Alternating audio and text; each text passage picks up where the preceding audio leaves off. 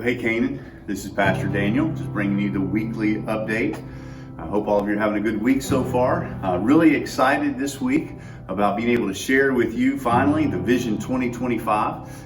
Really excited about what can happen here at Canaan as we genuinely experience revival, as we experience a pouring out of God's Holy Spirit on us, in us, and through us, just to see our community changed and shaped by the gospel of Jesus Christ. So just really excited what that could look like. So we're going to be sharing that with you both Tuesday night here at the church at 6:30 and Thursday night here at the church at 6:30. Tuesday night will also be live online. And then after that, it will be recorded. So you can refer back to that at any time after Tuesday night. So really excited about that. Hope you can make it or at least tune in live just to see the things that could be coming, the things we could be doing here the next 5 years as we embrace the fullness of God and His Spirit. So pretty excited about 2025's vision.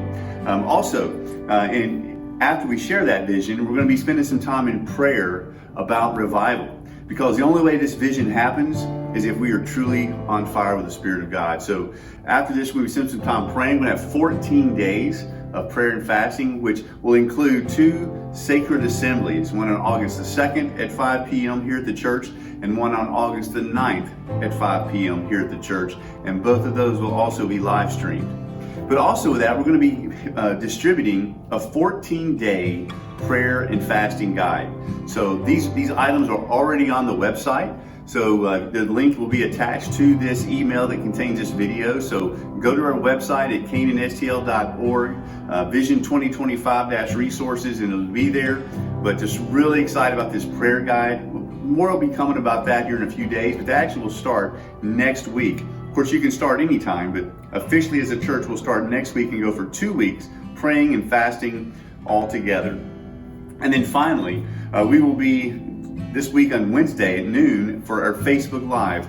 We'll be talking about prayer and fasting, this 14-day prayer guide, and praying for revival. What's involved with that? What is fasting, and why do we do that? So it'll be a good time of just conversation about prayer and about fasting with some of our pastors, and hopefully you'll tune in for that and just let the Lord stretch you in your relationship with Him. Maybe in areas that you haven't been stretched before, or it's been a while since you've been stretched like this.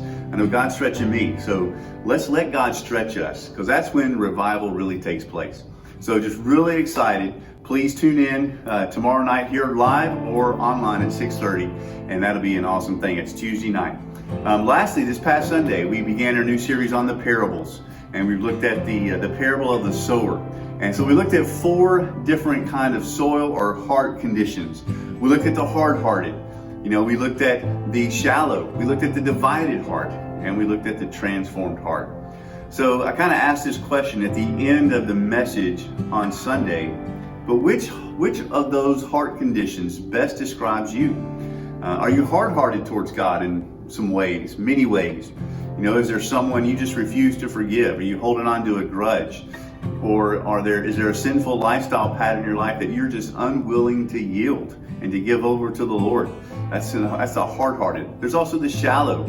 This is the parable where Jesus talks about the seed falling among the rocky soil. And so it springs up quickly, but because it has no root, it's easily blown away. So are you cultivating your faith? Are you spending daily time with the Lord in His Word and in prayer? Is that where you are trying to deepening and cultivate your heart? Or is your heart divided? There's a lot of distractions in our world today. There's a lot of things that can grab our affection, grab our attention, and pull us away from the Lord. Some of those can even be good things. But the question is, are we still truly, wholly committed to Jesus? And so I think we as a church, we as the nation, the American church, we as individuals, we battle with a divided heart because there's so many other options here in our nation that we can pour our love into, pour our heart into, hobbies, sports, monies, career. Are you a divided heart?